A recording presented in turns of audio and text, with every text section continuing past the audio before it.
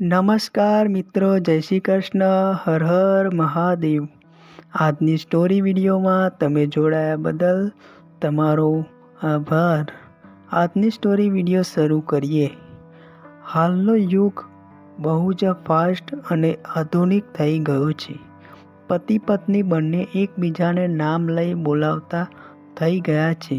જો કે આજે પણ ઘણી જગ્યાએ જૂની રીત ચાલી આવે છે અને તે એ કે મહિલા પોતાના પતિને નામથી બોલાવતી નથી પોતાના પતિનું ક્યારેય નામ લેતી। જી સાંભળો છો, કહું છું જેવા ઉચ્ચારણોથી પોતાના પતિને બોલાવતી હોય છે। મહર્ષિ વેદ વ્યાસજીની ભગવાનનો અવતાર માનવામાં આવે છે। તેઓના મુખારવિંદમાંથી નીકળેલી વાણીને ગજાનંદે સ્કંદ પુરાણમાં અક્ષરરસ લખેલું છે। સ્કંદ પુરાણ અનુસાર જે ઘરમાં પતિવ્રતા સ્ત્રી આવે છે તે ઘરમાં રહેવાવાળા લોકોને જીવનભર ખુશ રહે છે। મહિલાઓ શા માટે પોતાના પતિને નામથી નથી બોલાવતી તેની હકીકતમાં સ્કંદ પુરાણમાં લખવામાં આવે છે। બીજી તરફ એવી પણ માન્યતા છે કે પતિને નામથી બોલાવવાથી તેમની ઉંમર ઘટી જાય છે, એટલા માટે પતિના લાંબા આયુષ્ય માટે મહિલાઓ તેમને ક્યારેય પણ તેમના નામથી સંબોધિત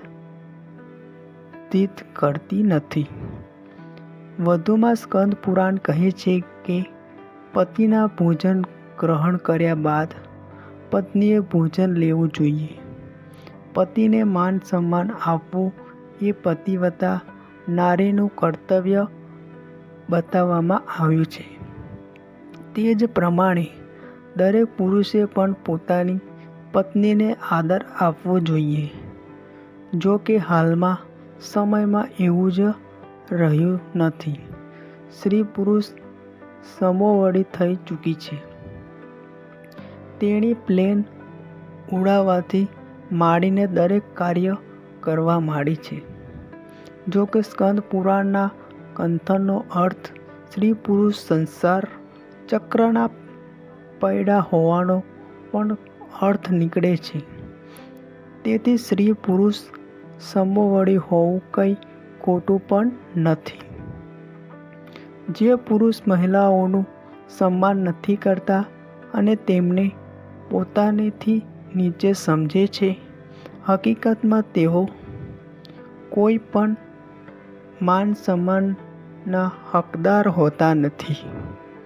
મહર્ષિ વેદ વ્યાસજીએ કહ્યું છે કે મહિલાઓને પતિને પરમેશ્વર માનવો જોઈએ અને એ જ પ્રમાણે પુરુષ પણ પોતાની પત્નીને લક્ષ્મીનો અવતાર માની તેનું સન્માન કરવું જોઈએ। પતિએ તેના નામથી બોલાવવા પણ તેનું આયુષ્ય ઓછું થઈ જાય છે। આજકાલની મોડર્ન યુવતીઓ આ વાતો પર બિલકુલ વિશ્વાસ નથી કરતી, પરંતુ અમુક મહિલાઓ આ બધી જ બાબતો પર અતૂટ વિશ્વાસ રાખે છે। મિત્રો, આજની સ્ટોરી વિડીયો તમને કેવી લાગી તે કોમેન્ટ કરી સબસ્ક્રાઈબ કરી લેજો। પછી મળીશું નવી સ્ટોરી વિડીયો સાથે।